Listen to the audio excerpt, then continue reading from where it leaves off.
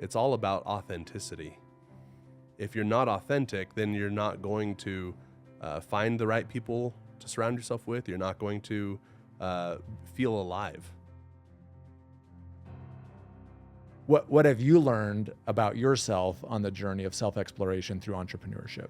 So I was in the corporate world and going through the successes and the promotions and all of that, and it turns out nothing really changed. Right? I was making more money. We could go and do trips and do cool things with the kids, and I was a zombie. Right? Because I had to do exactly these things, and I couldn't really explore and be who I was. Mm-hmm. I had to be what my boss needed me to be for that position. Yeah. And so I relate very much to your experience there as an entrepreneur, realizing that it's all about authenticity. If you're not authentic, then you're not going to find the right people to surround yourself with. You're not going to feel alive, right? Well, it is kind of funny because I found myself in a similar situation, and I could describe the moment I knew my corporate life was over. And not because anyone did anything wrong, but because it was no longer authentic for me. Yeah. But one of the things I told myself was that being my own boss, I would be happier. And through the course of entrepreneurship, I actually ended up with way more bosses. Because now all of my clients and all of my employees felt like I now had to not just keep one boss happy, I had to keep a lot of them happy as well. And you're laughing because it's true. Yep. And so what did you learn? Okay, hey, I want to be more authentic. I'm going to explore running my own businesses. And how did you experience maybe inauthenticity or authenticity as you now had new and more bosses? During that time, I decided to be more authentic. And what did that mean to you? And what that meant was, I will still be kind about the things I share and how I try to help people, but I'm not going to be a yes person anymore. All my life, I've always been, yep, whatever you need, whatever, like I just do that, right? And that serves for a time, right?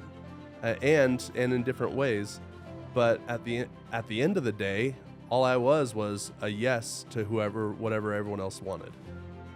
And that was inauthentic to me because I actually have my own opinions. And to be clear, like I didn't realize I had my own opinions for a long time. Yeah. You don't know until you know. Yeah. I think we can all hold grace for ourselves on that front. Yeah. So my journey then went to, okay, let me find a situation or a work environment where I can be my authentic self, and maybe I can help the people around me be more authentic just by being authentic. And I went to another job and I did that for about a year and it didn't work. How come? Because that wasn't people's priority. So, and when I say that didn't work, I found friends and I found some people that appreciated that. But in terms of keeping your job, it didn't work so well. Yeah. So then I started my entrepreneurship path full force, and that was eye-opening, as I alluded to earlier. That it's a progress. It's a journey of self-progress. Mm-hmm. No matter what happens to the job, the business I started, no matter what happens to that, I've come away a much different person. How so? Well, I used to sit in front of a computer all day, every day. And now I talk to people all day, every day. That sounds pretty different. It's very different. And I didn't think that was me.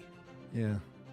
But when I realized that what I wanted was this business to succeed and grow, I realized I don't have to be someone else for someone else. I can be someone else for me.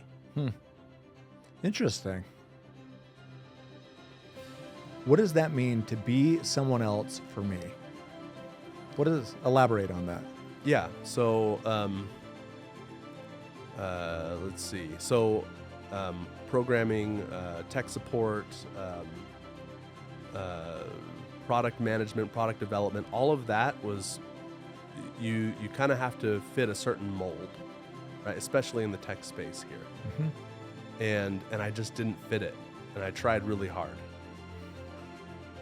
And I did great things, but like I would have friends even tell me, yeah, well, like a real product manager, like, okay, I get it. I'm not a real product manager according to the definition there. So instead of trying to fit that mold to make others happy, I realized we can make cool tech without me being the perfect product manager. I'll just be me instead. Yeah.